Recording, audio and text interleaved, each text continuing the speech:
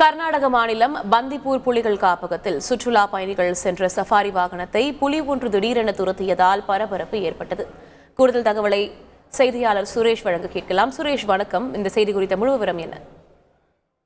நீலகிரி மாவட்டம் கூடலூரை அடுத்துள்ள முதுமலை புலிகள் காப்பகம், கர்நாடக மாநிலம் பந்திப்பூர் புலிகள் காப்பகம், கேரள மாநிலம் முத்தங்கா வனவிலங்கு சரணாலயாக மூன்று வனவிலங்கு சரணாலயங்கள் ஒன்றிணைத்ததுதான் இந்த வனப்பகுதியாகும். நேற்று மாலை முதுமலை போன்று கர்நாடக மாநில பந்திப்பூர் புலிகள் காப்பதில் வனவிலங்குகளை கண்டு ரசிப்பதற்காக சுற்றுலா பயணிகள் வனத்துறையினர் ஜீப் மூலம் வனப்பகுதிக்குள் சவாரி அழைத்து சென்றுள்ளனர். அப்போது மரத்தின் கீழ் புலி ஒன்று ஓய்வு எடுத்துக் கொண்டிருப்பதை பார்த்த ஜீப் ஓட்டுநர் சுற்றுலா பயணிகளுக்கு அந்த புலியை காண்பித்தார்.